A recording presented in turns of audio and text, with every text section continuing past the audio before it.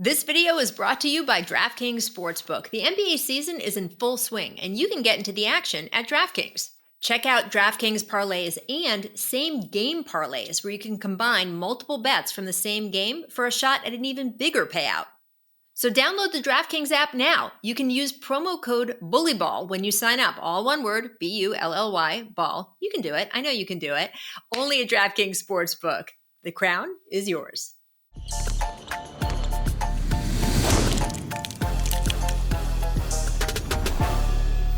Welcome to Bully Ball. I am Rachel Nichols. I got Demarcus Cousins as always, and we have a special guest friend. Oh yes, Rajon Rondo is joining us from Kentucky, where you're back as a student, right? Is that what's going on with you? Correct. Yeah, I'm back in Louisville, Kentucky, my hometown, but I drive twice a week to down in the UK. What are you doing? What are you majoring in? I'm back in school, finishing my degree. Left school so many years ago. Now I'm usually the oldest guy in the class, but nevertheless, get my degree in human communications and just continue to pursue my education. I want to get smart every day. I had some idle time, so I wanted to kind of just get back and learn. I love this. What do the other students in class think of you being there? Some of them could be my kids' age, but I know it. Some are, eager to see me, and at first it was a little bit annoying. People were taking pictures while I'm in lecture classes and tagging me, and kind of being a little bit of distraction. But that's part of it. And I knew going back to campus that it wouldn't be, I wouldn't be totally discreet, so I was okay with it. But for the most part, I'm in and out. I move pretty quickly, and I go directly to where my classes are, probably the closest to the buildings, and I get in and out. You didn't bring Boogie back with you. Boog, come on. He lives too far. He'll take. I think he's going the Shaq route, so we'll figure it out. It's all online. All online. Boog, would you go back and get your degree? Yeah, man. One day. Man. I'm gonna see how it works out with Rondo. Pick his brain a little bit about it, and I'll see what I can do after that. So we'll see. I don't know. If you're getting an advanced degree in communications, I expect nothing but the best on this podcast today, Dove. So we're off and rolling. I love it. I do want to talk a little bit, just wrap up from the in-season tournament that happened last week, because if we look at what the Lakers did in that tournament, guys, Anthony Davis had just a dominant game right there at the final. And look, he's playing against a team that does not have the greatest interior defense going on. It's going to be a lot different when you've got some of the great bigs of the league that he's going up against in the playoffs. But still, Rondo, I wanted to ask you, just, you're someone, both of you guys played with AD. You guys know what he's capable of when he is on. What did you see from him, though, in that game, and sort of how can he continue to lock that in going forward? Because that consistency is what we're looking for from him, right? Absolutely. I mean, we both know personally, Demarcus and I, what he's capable of, and the world knows as well. But that game in particular, he put the team on his back and took care of business. And it was a one-game win situation. I never doubted and never thought that LeBron wouldn't win it. He'd be the first to win it. That's how his mindset is, and pretty much everything he's done in life, he put his mind to, he gets it done. So I'm happy for those guys, and Coach Ham as well, Coach Handy. They well deserved. Oh, and my young guy, Reeves, Austin. Yeah. What do you think, Boog? Man, I think AD, he stepped up and did what he had to do. He's taken a lot of criticism over the past few seasons after that championship, and, people are down on him. They talk about, his lack of effort and things of that nature. But, AD came out and reminded the world of who he is and how great of a big he is at this game. So, obviously as fans of the game, you want to see this on a consistent basis and on a nightly basis. He's showing that he can still do this at a high level. So, whatever it takes to put that fire under him to make him continue to do it on a nightly basis, it needs to be done. But this is the AD we want to see, from this night moving forward. And obviously he can make it happen and he can do it. So, his talent has never been denied. Sometimes you feel like AD, kind of gets content with, playing just team basketball. He somewhat forgets that he's a superstar, and, this is what he can do whenever he wants. So I don't know if it's getting caught up in the motions or whatever the case may be, but this is the AD that we want to see. And Yeah, I'm sure he's hearing the chatter, but I think they said it during the game. Doc had mentioned it, that they were giving him the ball immediately. You know, they went to him right away. And playing with a guy like AD, playing with a guy like Kevin Garnett, you know, it's different personalities. But you know, Kevin would at times he'll be like, bring that motherfucker down here. You know what I mean? He's gonna let me know right away. Playing with AD's more kind of, you know, reserved, passive in a sense. But when he does get to that, start talking shit, you know what I mean? Brian was talking a lot during that game, and since he's been mic'd up, he's been talking and giving these guys confidence, and like I said, going through AD. So I think that plays a big part as well. Yeah, but I mean, it's funny you bring up KG. No one had to light a fire under KG, right? The way Boogie, you just said, if this lights a fire under him, that sort of thing. I mean, again, you guys played with Anthony, like you know him so well. Why don't we get every night him playing the way we all know that he can play? like I said, I just think sometimes he kind of gets caught up in the motions and just kind of becomes content with just playing team basketball. And, you know, obviously that's what, from a team standpoint, you want that. Like, you want guys to be able to flow. You want everybody to be able to touch the ball, find a rhythm in the game. But it's at certain points where, AD, we need you to go be a superstar. We need you to go out and get 40. We need you to carry the team. We need you to go be the most dominant player on the floor. And obviously he showed that with this in-season tournament. But moving forward, we need this on a consistent basis. I think, my bad, Buggy, but I think, like I said, I think his guard play plays a difference. You know, look at the role in the season he had with, I think, Schroeder. You know, the first year, I think, after my departure. So, you know, like I said, with Brian forcing the ball to AD, like I think that's just what the game plan has to be. Whether it's Austin that's doing it now from here on out, D'Lo or Brian, but you know, you have to go through AD first. Let him carry you. Let him draw the fouls. Let him destroy the paint, and then everyone else trickle off from there. Because you know, the pace is so fast. Everyone want to get their shots and their attempts, but for the most part, I believe in setting the tone through the paint. And not allowing him to shoot face up. My bad, Rachel. Not allowing him to shoot face up jump shots versus, you know, put your ass in the post and get to the money, get to the free throw line. No, I was just gonna say, like, he was so dominant, and as you know, I love watching him play when he's on, and he's such a great guy. To have him succeed the way he did on that stage, I thought was so killer. And that, you know, 41 points, 20 rebounds, 5 assists, 4 blocks. That's what the kind of player he can be. And I'd love to see it more often when they need him. And they've had big, huge games that he has not been able to deliver those kinds of numbers. And then they have games where he does, and it's up and down. And, you know, I'm interested to see what we going forward. And we'll see, Rajon, whether they make any changes before the trade deadline and try to get some players who can put him in some of those positions a little more often. I don't know. We'll see. All right, guys, let's talk about the other side a little bit. Tyrese Halliburton, great start to the season overall, and showed out so big time in this tournament. I love what we can see from him going forward. Everyone gets it. Everyone knows how good he is, but everyone knowing how good he is also has repercussions, right? Now everyone's going to be looking out for him in a little bit of a different way. Do you guys think that this tournament and how he did is going to change how defenses lock in on him in the coming months, or how other players see him? I don't think so. I think he's that good. I think he's that talented. I think everything he's displaying and what he displayed throughout this tournament, I think this is him coming out to the world, showing them his talent is real. He's the real deal with this game. And, you know, he's putting the league on notice. So regardless of what defense is thrown on him, I think he's going to be able to go out and produce every night and lead his team. And he's shown that so far. So will teams adjust? Absolutely. But will it make a difference? I just don't think so, because this kid is that good. I couldn't agree with you more, B. You know, I think the world hasn't noticed him because he's played in 2 small markets, Sacramento, Indiana. So people aren't aware of his game, but I think the league been on notice. I think he's always been in the scouting report, especially this year in particular. But again, he's finding ways to counter those attacks and making the league play and making him pay. Where would you put him, Doe, in the point guards right now this season? Is he make your top 5? For sure. Right now, top 5 this year. Absolutely. I mean, just the way he takes care of the ball. I mean, I think they showed a stat the other day where he had, you know, over 15 assists, 6+ games, and you got the guys, some of the greatest guards that play the game still currently playing.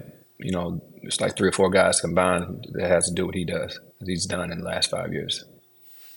Well, you got Luka, Steph, Who else is rounding out your top 5? Shea, right? What do Shea you think, has to Book? be in there. Shay.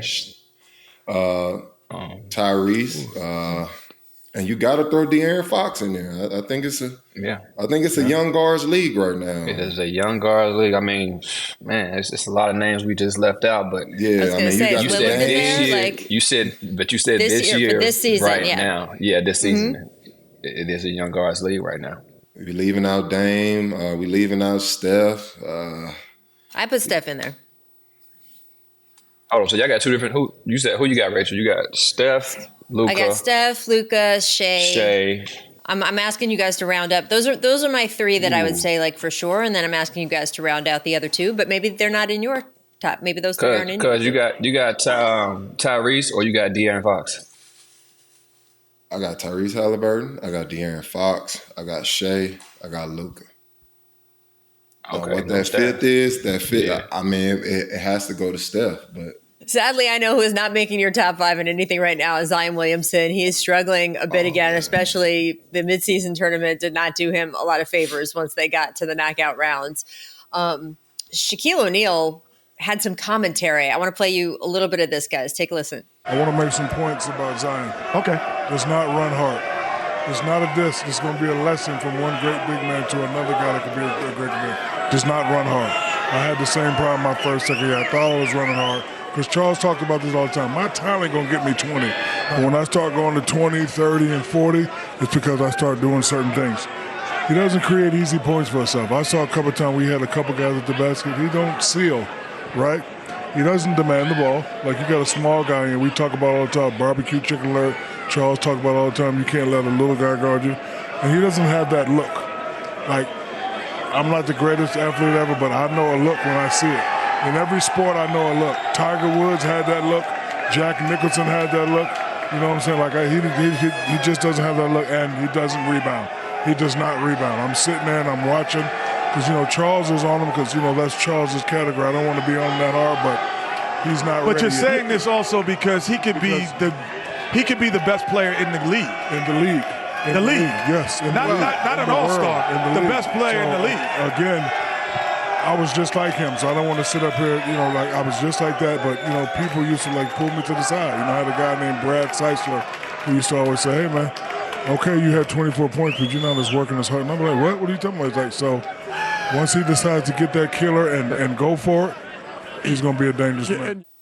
So, guys, look, it's not just the guys on TNT. It's not Shaq, although that was pretty damning coming from him. The New Orleans Times-Picayune put out an article just after that saying that basically Zion has not been working on his conditioning or weight the way that they expect to in the organization, and that he just won't listen to people when they try to get him on the right track. What do you take away from all that, Boogie? When you hear that as a big man, what do you take when you hear all of this criticism of Zion, and also what you saw last week in Las Vegas? It's a lot of things I could say that, plays a part in this, but the biggest thing I would say is, the leadership within the locker room. And the reason I say that, to piggyback off of Shaquille O'Neal, and I was also a guy that was in that position. Coming in early, I didn't take care of my body the way I should have. I didn't eat the way I was supposed to, and I dominated off of just pure talent. And it's mighty ironic he's on our show today with Rondo, but I didn't really take that jump to that next level until I got a vet that could be in my ear constantly and always be on my ass and always have me, putting in the extra work, doing the small detailed things that go behind the scenes that the casual fan doesn't get to see on a nightly basis. Taking care of your body, eating the correct way, getting the correct rest, watching film, putting in the extra work, being the first guy in, the last guy out, like putting up extra shots. Even after games, you want to put up shots. So all of these small things, build you to that next level. So yeah, Zion is getting by with talent right now, but it's time to take that extra jump, that extra step, and actually start putting in the right things to become that superstar and lead this team to the new heights. So on one end, it's leadership, and on the other end, this is on Zion. When are you going to try to take that jump? When are you going to hold yourself accountable? When are you going to start self-reflecting and realizing, you're not putting the right things into play to become the best player that you can be? So This is on Zion, and this is also on management. I spoke on this last week. It's time to put the right pieces around him. If he's a defensive liability, you have to put the right pieces around him. If you know he's struggling with, listening and having that voice to, right his ship, put the pieces in place to surround him. This is a huge investment, not only in the NBA, but for the New Orleans Pelicans. And with each investment, you have to put the right things in place to make sure this investment comes out on a positive note. So, I don't know, man. They put JJ Redick in there with him. That didn't work. They put CJ McCollum in there with him, who I think is a great voice in the locker room. That's not it. And it has to be relatable. It has to be relatable. Bingo. That's what it is. Like it has to. What do you mean? It can't be just a name in a sense. It has to be someone that particular player respects. Someone that particular player can, look for guidance even on and off the court. Maybe on some big brother type of thing. Because like for me, I was fortunate to have a guy like Kevin Garnett. And, it's only right I full story, I paid my respects and back to the game by doing what I could for the young guys that I felt that were related to me, that were misunderstood, that, may have got a different rep versus when I really get a hold to them, we changed the narrative, when our mindset, my mindset shifted. So I couldn't agree with Cuz more. I think for me, it's accountability. Starting from the top, allowing him to, the way Shaq broke his game down, I mean, you can't really argue with what Shaq's saying. All the things that he should be able to do, he's not doing. But for me, until someone pushes him, until he pushes himself on a consistent basis, and there may be consequences if he doesn't, then I think we won't see that Zion until we have those things in place. What are some of those conversations you guys had? I mean, did you have them with each other? I mean, for me, what I love, yeah, of course, we had a lot of conversations. A lot of, we almost got into a couple fights throughout the season. Tell me. I mean, Cuz he probably got the stories, but for me, keep it, Cool. legit. Can we cuss on the show? Yes, of course. Okay, all right. I've been trying Be to yourself. Come as you are. You didn't act. You didn't act here. Cuz and I had some crazy, situations in practice my Sacramento years, but it was, like I said, it was all love and fun, and I understood, his rage, his passion for the game, and the way he thought that he was doing something versus when I watched film. Because Cuz is one of the first guys when I got to Sacramento, because there was nothing to do there. But I did have one of my best years statistically. I think he had his as well. Yeah. But what I love to do was watch film on my game, and then I will go back and study pretty much everything that he did throughout the game the same night. So it may take me 4 hours to watch film, but I would have a glass of wine, glass of gas, and like I said, to break his game down, and it was fun to watch him. And then, like I said, when I go into practice the next day, I would have my little notes I would say to him. Well, you didn't do this. Well, you could have did this better. I seen that elbow. What they didn't call. It was all type of little things I would pick up and watch him, try to help him get to that next level. And I don't know if anybody's ever done that with him, as far as breaking his game down and challenge him to, okay, run the floor a little bit harder. With this play, you could have got 4 points. You should get to the free throw line 6 times a quarter. Like this, kind of breaking the game down, trying to make it easy for him, but also making it easy for myself. So that plays a big part. And Zion, I don't think he has that. Well, he hasn't had that type of player in his locker room for him. But what did you think when Rajon started doing that with you? Oh, it was annoying as shit. But at the end of the day, the results the results were exactly what we were looking for. And and the more and more I seen those results, the more and more I realized, like, everything he's saying to me is only helping me and this team, become better. So, at the end of the day, obviously this guy has my respect to the ultimate level, and he's helped my career in so many different ways. So, obviously it was everything I needed, and that's why I could sit here and speak on Zion and his situation, because it's so familiar, and I've seen this before. So, all it takes is that right leader, or that right vet to get in your ear and, steer that ship the right way. And this falls on the New Orleans Pelicans organization. You have to figure out what that guy is. You have to invest in having that piece come in, so your initial investment in Zion can be successful in every way possible moving forward. All right, Doe doesn't want to tell stories on you, but I want you to tell one on yourself. Give me an example. I want to know. It was a few practices, just briefly. It was a few practices, where Rondo threw a couple of elbows. He probably knocked out a tooth of mine here and there. Oh, really? Yeah, he's a little bully. So him being on bully ball today fits perfectly, man.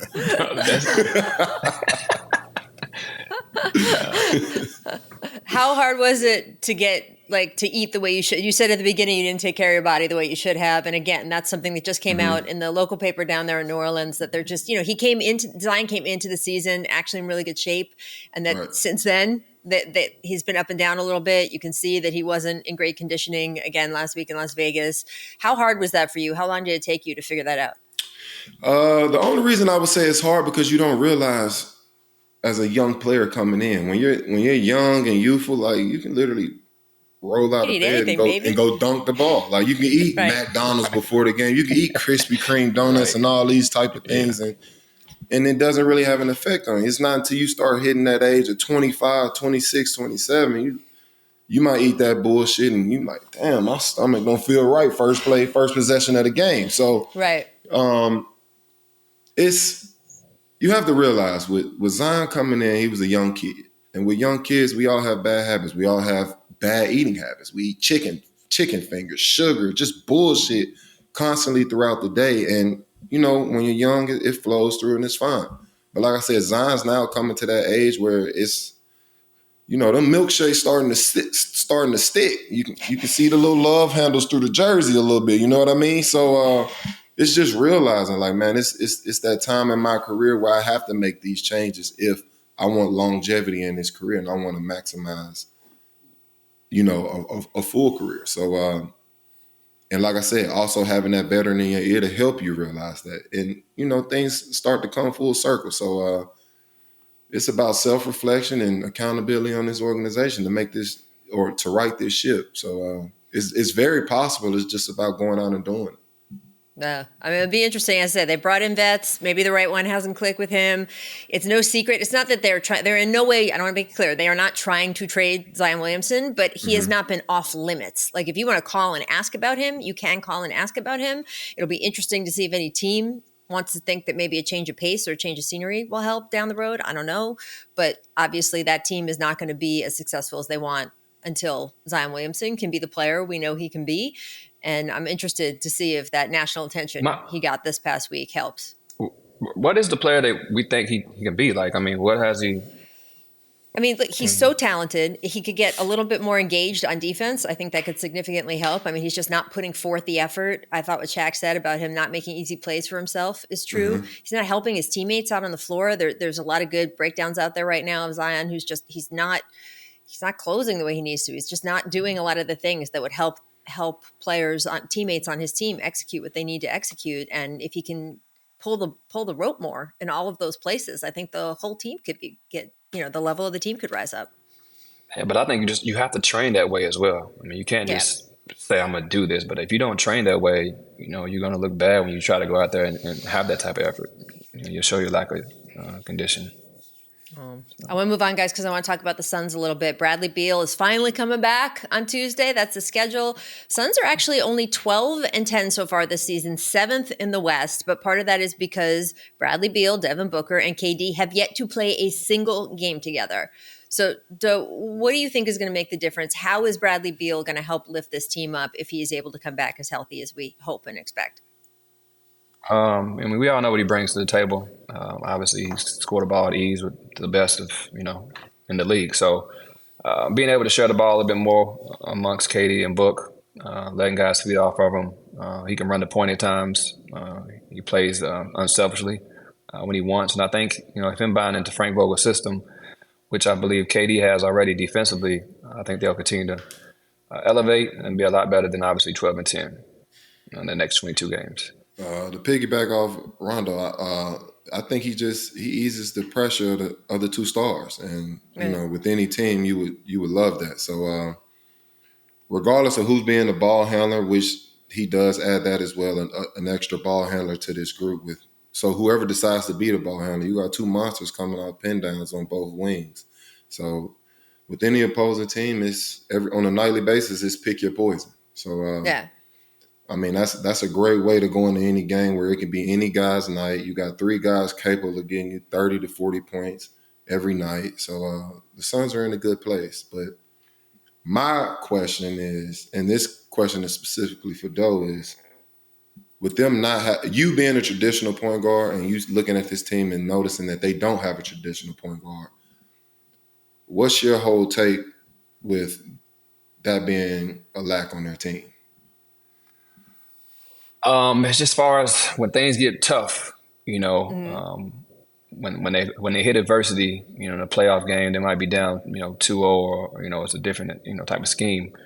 Who's going to be able to manage egos? A coach can do it from a sideline standpoint, but during the game, when KD hasn't had the ball 4 possessions in a row, who knows that? Who's going to say, okay, hold on. You hold on this time, Bill. I know you made 2 shots in a row, but KD ain't touched the ball. We need to get him in the rhythm and the flow. So that's my only concern with that, not having a traditional point guard. But at the same time, I think the way the game is going, Books, I think he's up and willing, if they can all put their egos aside and figure out, I think Book can be that kind of point guard going to the point guard role. He's averaging 8 assists a game, but just him not necessarily just passing the ball, but understanding how to break the game down, keeping guys happy, keeping yourself available and as a threat, and then also the role players, because we've seen to where we've had the big threes before and the 3, scoring champs, with guys like down in Brooklyn, James and Kyrie and KD, but if those role players don't step up and make a change and make a difference,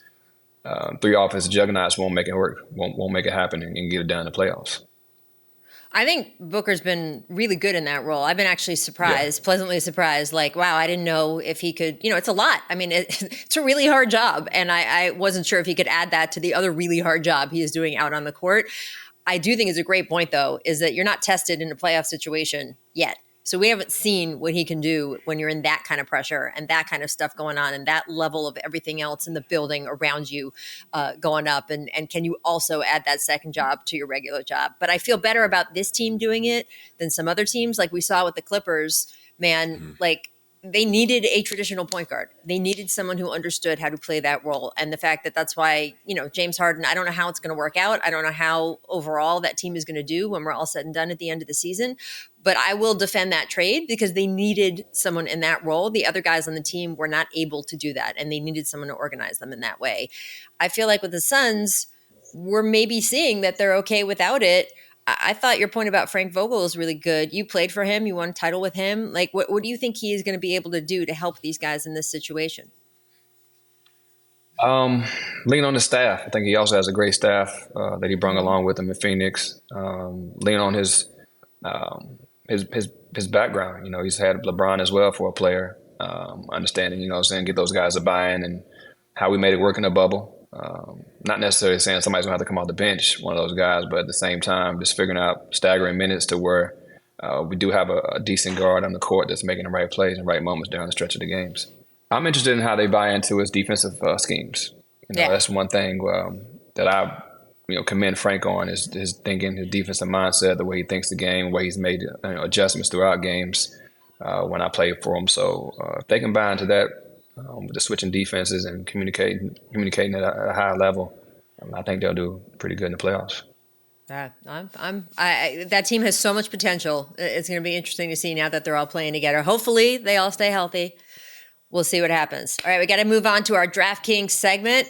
We're introducing something this week called I'll Take That Bet, and this is presented by DraftKings, and Ja Morant is coming back, guys, so I thought this was the perfect opportunity to talk about this. He's 21 games into his 25-game suspension. The Grizzlies are hoping by next week he'll be back in the fold and they can start to put him on the court. They're 6-15 on the year, 13th place in the conference. Do you think Ja Morant can turn this team back into a playoff contender? And here are the odds. Plus 600 to make the playoffs, minus 900 to miss the playoffs. So Vegas views the Grizzlies as a long shot to make the playoffs. Boogie, would you take that bet? Put down $100. If they make it, you get 600 back, but Vegas doesn't think that they'll be having to pay you that money. I'll take that bet. Do I think there'll be a playoff team? No, but I definitely think there'll be a team, So you're not taking the bet? I think there'll be a team that can make the play in. and them being That's in the not play. the bet, friend. It's not top 7 point guards. It's top 5 point guards. It's not make the play-in. It's make the playoffs. But if they make the play-in, then they make the playoff. I mean, Exactly. I mean, look, that's what the Heat did. But I'm just saying. But the bet is, do you think when we're done with the play-in, we get to 8 versus 1, they will be there? No, they won't. But I do think this team will make the play-in, and whoever they face in the play-in tournament is definitely going to be a threat for that defending team. So I wouldn't want to see this team with Ja Morant at any point in the year. So Ja Morant is that talented. Regardless of all the noise, around his name and the mistakes and the childish behavior, like that's whatever. Speaking on his talent, he's that good. He can carry this team. He'll make the guys around him better. And they'll definitely be a threat once they make the play. I believe they'll be in the play. So they'll become a threat in the play-in tournament. Whoever's facing them definitely has problems on their hands. So, no, I don't think they'll be a playoff team, so I don't take the bet. But, yes, they'll be in the play-in, and I bet my money from that point moving forward. What about you? I'm a gambler. I'm going to take the bet. Yes. I'm taking a bet. I mean, I like the odds. I think he's coming back with vengeance. I think he's, has a lot to prove, and I know he's working. So he got the vet down there, D Rose. That's, eager to have him back, I'm sure. And then, like I said, Marcus Smart don't know where the hell he ended up at, but I'm sure he's waiting for him to come save day as well. Yes. So there's a lot of hope coming back for these when Ja gets back, and I think he's going to turn it around. Like I said, get the fan base behind him. I think they'd be extremely tough to beat at home from that point on. But I'm a bettor. I'm a gambler. I'll take that bet. I think it's an attractive bet, only in that they're only 5 games out of a playoff spot. It's only December. That with the suspension being what it was, and now this is going back to last year.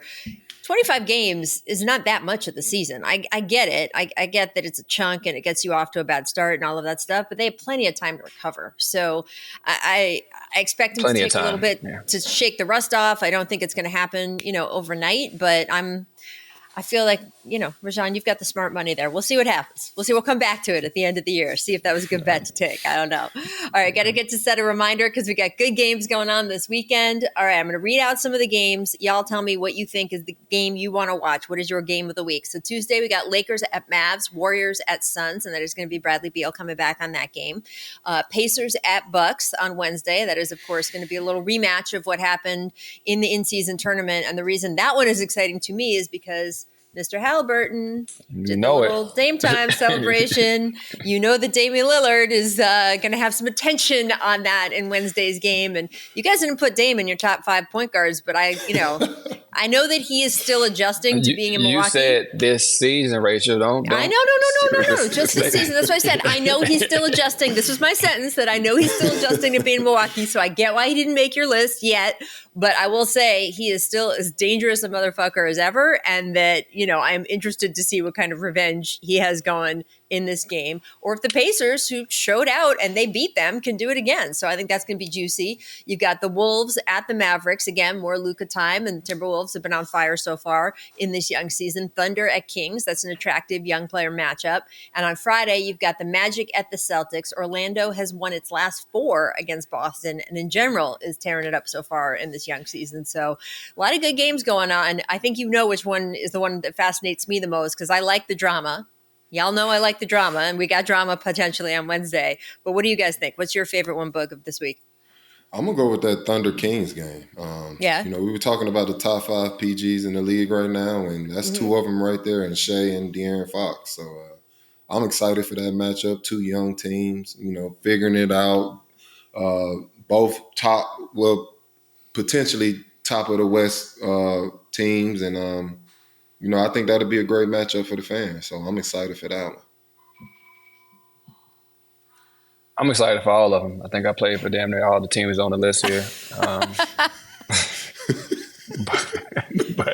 But like you said, Rachel, with the Dame Time thing, that's going to be interesting. I want to see how the Wolves play. I've been watching young Anthony Edwards a lot this year, and the way he's able to lead that team, and like I said, buying into everyone's role. Mike Conley running the show, so it's it'll be interesting. And obviously, I'm always watching the Lakers and Celtics, so I'm Big busy time. all week watching. Yeah, so That and classes in Kentucky. There's no time it's for fine. anything else. I got finals Tuesday and I'm out, so I got a month break. You I'm got time to looking watch forward basketball.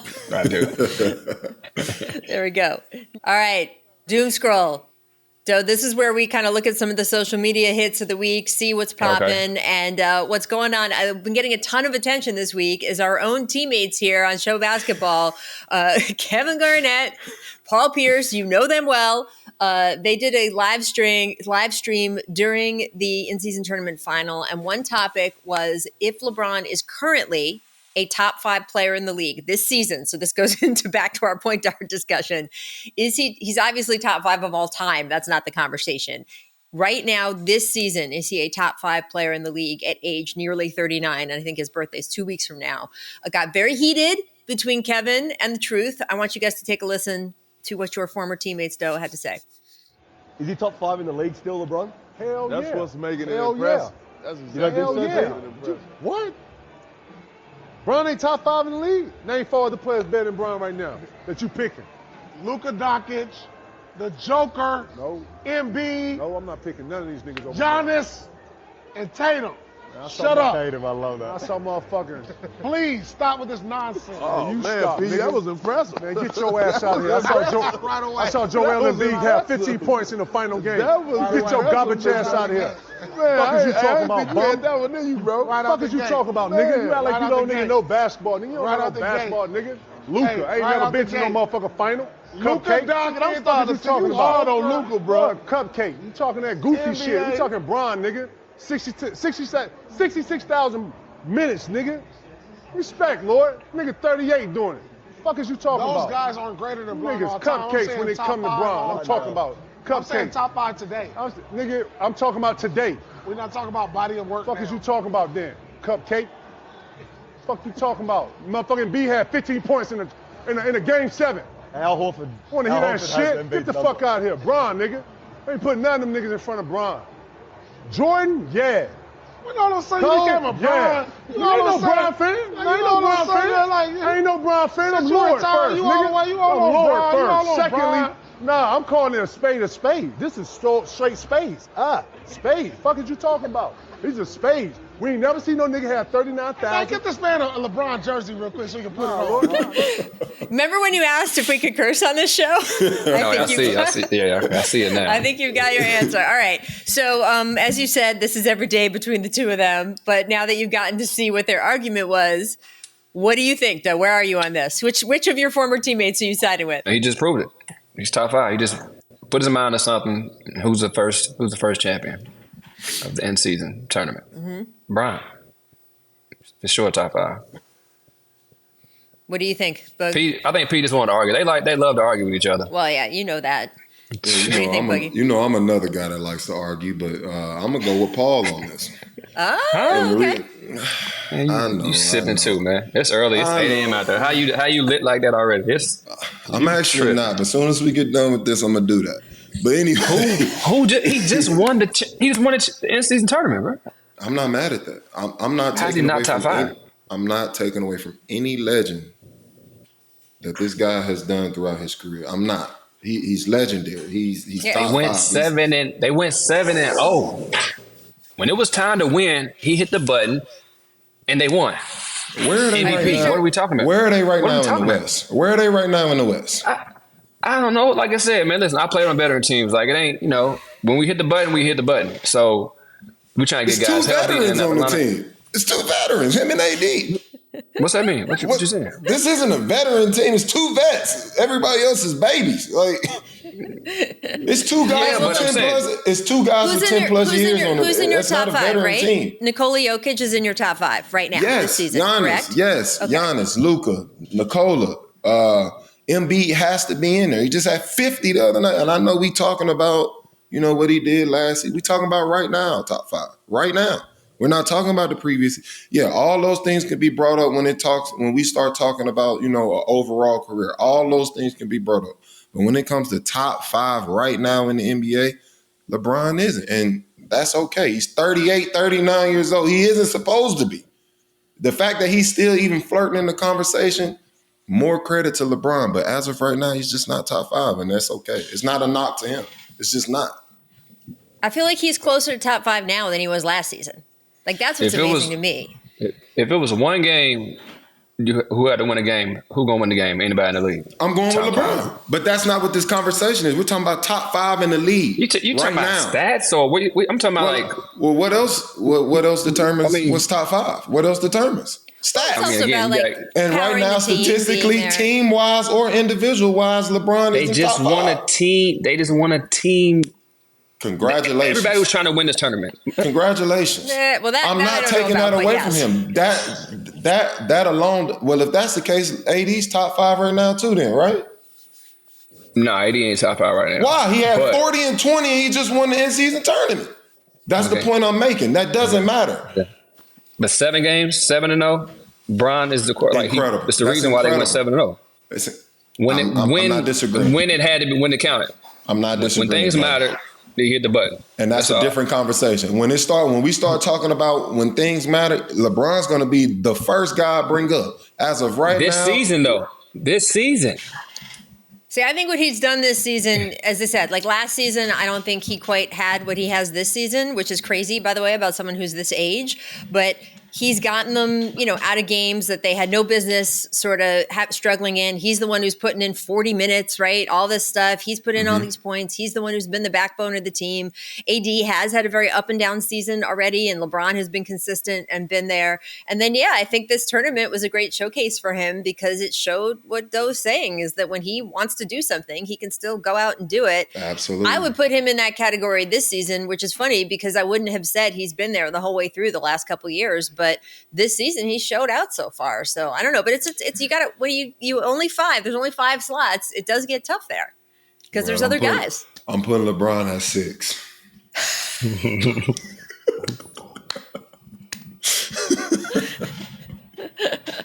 So you said Luka and B. You said Luka and B, Giannis. Well, what do you guys put Tatum? Luka, Embiid, Giannis, Jokic, Nikola obviously. Jokic, and Shea. You still got to bring in De'Aaron Fox. I'm not putting De'Aaron Fox over LeBron this season. I think De'Aaron's been great, but come on. I mean, the guy's averaging 30 and 6. We just can't overlook that. You can't overlook that. Again, these numbers, the numbers are continue to inflate, though. It's not like I'm not disagreeing. The numbers in the league, the teams are averaging. Teams are scoring 150 points. I mean, you still can't. Numbers lie. Humans lie. Numbers don't. I get it, but the game has changed for that. And I'm agreeing with all that. But right now, in the current state that we're in, we have to give those guys their credit. Like everyone's numbers are inflated. Like I think part of it, when you say what is it beyond the numbers, part of it's heart, right? Like part of it is, are you the heart of your team that is making that team go? And that's what part of makes you valuable and is part of this conversation of who's the top guys in the league this season. It is beyond numbers for me. But I do think it's heavy. He's right there. It's heavy. It's a very debatable point because you do everybody have we've Luka, named in the top 5 is winning. Everybody we've named in the top 5 is winning games. So I just don't see how we can overlook that either. Yeah, LeBron won that, but if it's about him winning the in-season tournament, then AD has to be in the top 5 as well because he went 7-1 or 7-0 just like LeBron did. That's all I'm saying. Like if it's based off just the in-season, then LeBron's top 5. He's number 1. And then AD is number 2. But that's not the case. Shut up, Cuz. That's not the case. That's not the case, brothers. I can't go with that. That's not a good enough reason. Where are the Lakers right now in the Western standings? Well, I appreciate you guys. That has to mean something. It has to. Yeah. All right, I got to give an update. This story's crazy. Joe, I don't even know if you've heard this story, but this is nuts. Boog and I were talking about this a couple weeks ago. So speaking of Shea, SGA bought a house, his dream house outside of Toronto. And he ended up having to sue the people who sold it to him because he did not know that prior to him living in the house, a guy who had dubbed himself the Crypto King had lived in that house, and some bad things happened. So here's the story. In May, he buys his dream house for $6 million. 2 days after he buys the house, moves in, menacing visitors start showing up at the house looking for the previous tenant. This guy owed more than $25 million to 150 different people.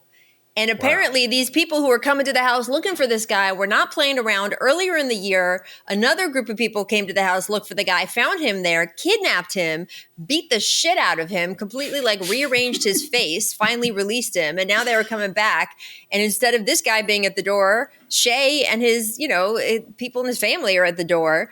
And they basically were just like, yeah, we got to get out of here. So like within 2 days, they abandoned the dream house that they were going to live the rest of their lives in. They tried to reverse the sale. They had to take these guys to court. And I'm here to give you the update that they won the lawsuit. So Boog, you can rest assured, Shay does not have to live in the house with the guys looking for him who rearranged the fit. But can you imagine dealing with all that? That's a wild story. Yeah, that's I'm fortunate. I'm glad he got his money back. He won the lawsuit, and he's out of the. It hasn't affected him this season. He playing, so I mean, no effect. He's top five. Top five. So you're in a new house. No menacing visitors coming to you? Nah, not right now. I'm trying to stay off the grid here. That's good. He's like, don't blow up my spot, Rachel. No previous owners here. No previous owners. So. No previous owners. There you go. That's how you know you're fancy, when you build from scratch. So we'll just leave that there. Hey, y'all. Rajon, thank you so much for joining us. I love it when the two of you get together. Makes my whole day. Always great to hear your insight on the game. Is unparalleled as always. Good luck on those finals. But I will be of no help to you whatsoever. But we're rooting for you, and that's what's important. I appreciate that. Everyone out there, you can catch all episodes of Bully Ball on the Showtime Basketball YouTube channel, or you can get it wherever you get your podcasts. And every week I'm asking you, and I am shameless and I have no problem saying this, we need your 5-star reviews because the algorithm picks us up if we get the 5-star reviews. So go to the phone, hit the little button. You can vote as many times as you want. Do it. We'll be here, and then we'll pop up higher, and we'll be back every week. So we'll see y'all then. Thanks you. That didn't make any sense. Thank you. Bye.